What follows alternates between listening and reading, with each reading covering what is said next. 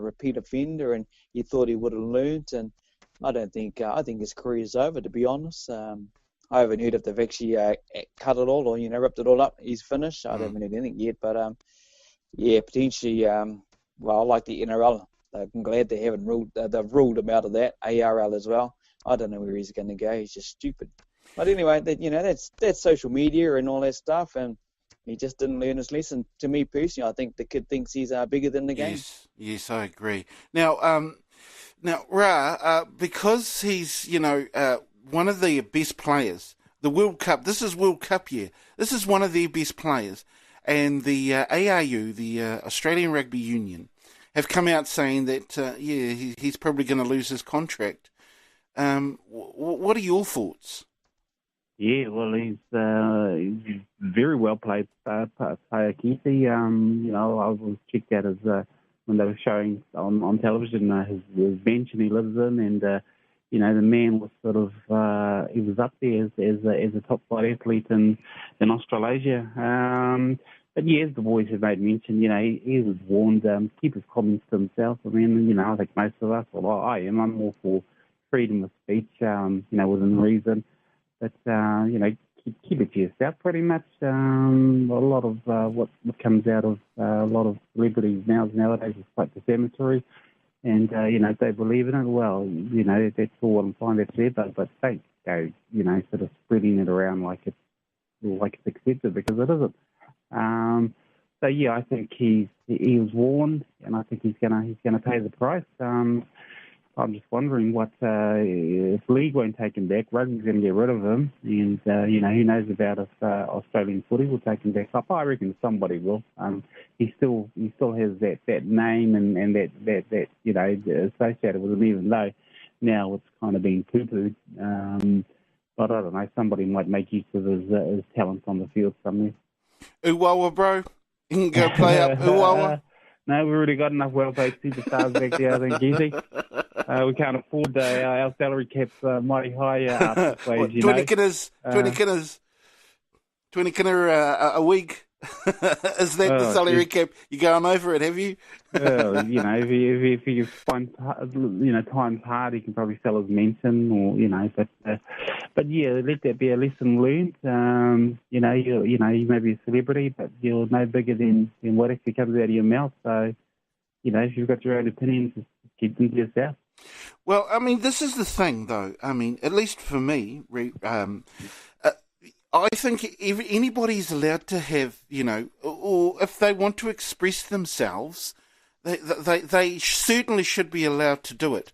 But, if you are going to put anything, really, if you are going to say anything, you've got to reap not just the rewards, but also, the consequences as well, Rino? Yeah, totally. He's a role model to many out there, and people have looked after him. His young status in early career of rugby league, where it all started, and he just rose right through to stardom. And it was a big thing, like JT said earlier in the piece. He was pretty well just about the golden boy league back then. There was many around at the time, and then made the switch, which upset a few, obviously, at that time.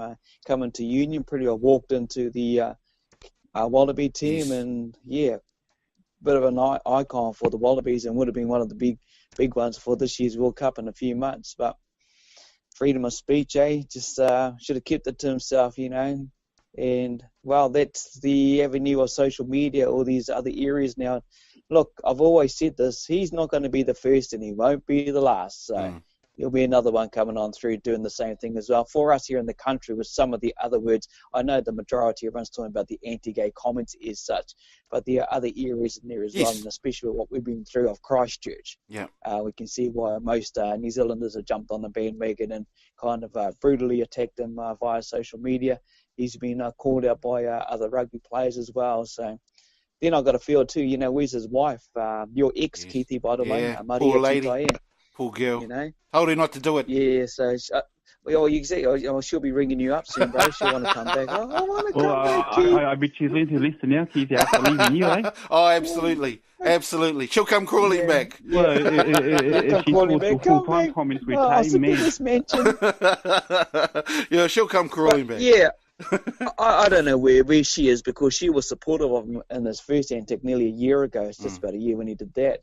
I don't think she'll be supporting him here. So, oh well, the Yes. life and tribulations, eh? He might be a new bloody. He might get a role on Neighbours or Home and Away, something like that. Because he wasn't just. I know people are talking about what he said, in particular about gays, but he just wasn't bad mouthing gays. He was bad mouthing drunks and adulterers. And as a representative, can I just interject and say half of the things is rubbish, and I think you're guilty of most of the time. exactly, Alcoholism, gambling. But look, I think he probably was talking about 98 or 95% of the Yes. population now. So.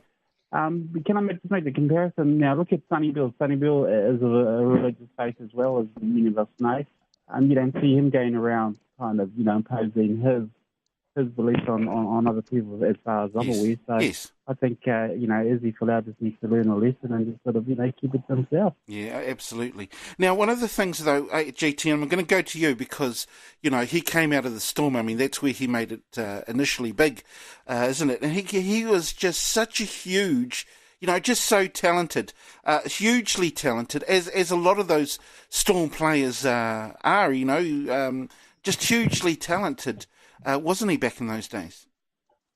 Yeah, he was plucked out of obscurity from high school rugby up here in Brisbane to join the Storm system. So, yeah, part of a pretty good side back then. But, mate, I talk about Kinners. Any Kinners would be a waste for the tour. Nah, and people say, freedom, all that sort of stuff. But, mate, like most places these days, when it comes to a workplace, you sign a workplace agreement or a contract.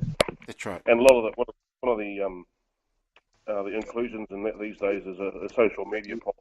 So he's obviously breached that, and Raylene Castle in Australian rugby seems to terminate his contract. And here. You don't want that sort of stuff. Ruining your brand. And given that the Qantas is their major sponsor and the CEO of Qantas, Alan Boyce, is a gay, probably going to be maybe a bit on other body parts as well for Qantas, but yeah, I'm so glad he's come back to rugby league. Absolutely.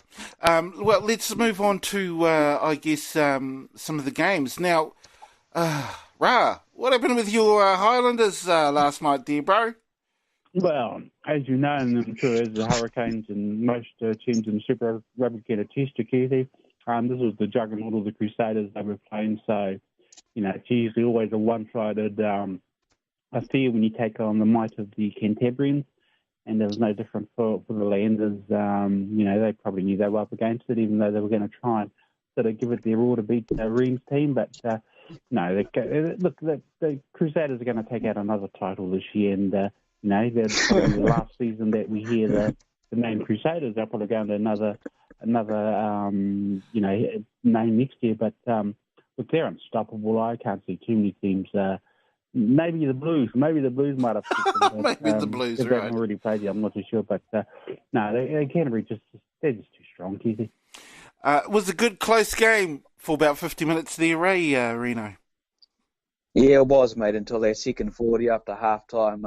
They stepped up a couple of gears, actually went right through the whole 7-speed gears, and kicked in the action. Wasn't the way they wanted to celebrate one of their great players for the Landers. Ben Smith, 150 games, brilliant player, world class, but he made a world class team in the Super Rugby franchise. And like Ra said, very, very hard. If you get a win over the red and black team, you celebrate that, because when they meet you again, they pretty well put you to the sword in their Crusader way. So, yeah, another win for Razor Robinson, and if they're going good, mate, I just hope they keep pushing on through, because it'll roll off to the other big event at the end of the year. How are your Chiefs going to go today against the Blues there, Ra? Well, normally I'd say they do quite well against the Aucklanders, but I think the Blues they've won a few on the trot, haven't they? So they'll be looking to come out and take another scalp. But I think all in all, though, it's going to be. I hope it's going to be an entertaining game, and of course I want Chiefs to sort of take a win if they can. But I got to be honest, I don't know. I'm thinking, no, I wouldn't even mind the Blues. The last rocky few seasons they've had, and they're sort of starting to get something right under Leon Rangi McDonald as coach. And I don't know. I probably wouldn't be surprised if they had another win this weekend. Still going to be tough for them, though, Reno? Yeah, the Blues, this is a close derby. Look, both teams had 4 wins in this comp so far, so one is going to get one more than the other after tonight's game at 7:35. Big crowd expected, no doubt. There'll be a lot of Mulu bells here. A good crowd heading down from Auckland, and why not when the team's been winning on the trot. It's going to be a hell of a game, actually. Might see the spark of brilliance of Damien McKenzie. I see him being moved back into first 5, which I thought was a dumb move. Should let them at fullback, especially up against that, and someone to cover with the speed of Rico out there going really well. No, I'm going to go to Chiefs, mate. Bugger the Blues. I'll go back on the bandwagon stuff, the Blues. Let's go to the Chiefs. Fair enough. Well, let's move on to, finally, AJT, we move on to Rugby League. And I tell you what, the game on Thursday night with the Tigers taking it out over the Broncos, boy, they just seemed a bit wayward at times, didn't they, the Broncos? Yeah, since the dismissal of Blue Keith, they were pretty much wayward. I thought maybe apart from that first try they got when Jack Bird ran across the field to set it up. But other than that, mate, the Broncos were at 6s and 7s, and there's no punishment there because their number 6 and their number 7 are absolute rubbish. Their forwards weren't gaining momentum for them. Alex Glenn tried his guts out, as he always does.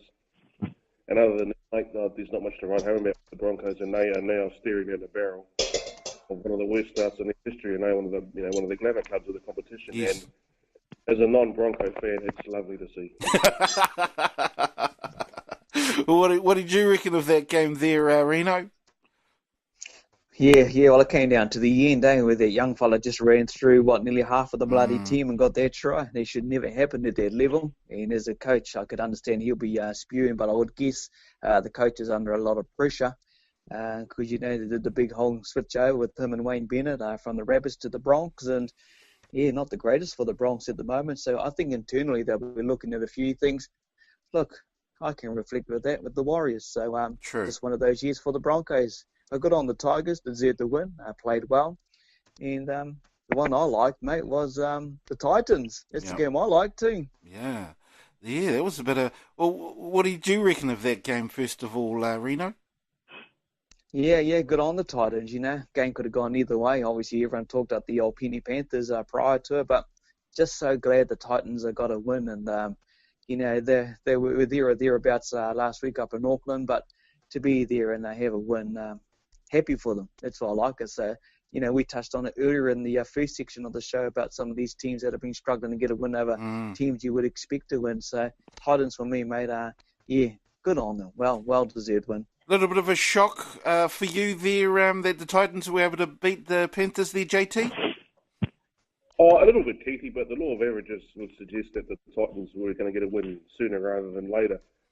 And I think that, it certainly clicked last night. It wasn't the prettiest of games. Lots of points scored, which would suggest that defence wasn't too paramount in either camp. So, 30-24 scoreline, bit of an odd one. But, happy for the Titans. They were sort of plugged away. They were really good a couple of weeks back against the against the Rabbitohs, sorry. And then, as Reno said, they were there or thereabouts last week against the boys in Auckland. And, mate, happy for the Titans. Living on the Gold Coast as I do, you sort of hear rumours and whispers and from different quarters that they should be relocated because they're going hopeless. But I think maybe this might sort of steady the ship for the boys and hopefully they can carry on. Well, good win, of course, last night as well for your Storm there, JT. Yeah, I was thinking, hang on, here we go. We've had one upset tonight. There's certainly, and it was on the cards too in the second game. Right. Certainly front. A bit of controversy near the end there with the two players going down and the referees playing on. And of course, a poignant moment with Cam Smith kicking the second conversion of the night, the second goal of the night to take him past Hazem El Masri for the all-time point scoring record in the NRL. So. Not bad for a bloke with an average body, a thinning hairline, and no speed. To come away with that is a testimony to his mental toughness, I think, more than anything. Just an absolute legend, isn't he? He's breaking records almost, week after week, really, isn't he, the JT?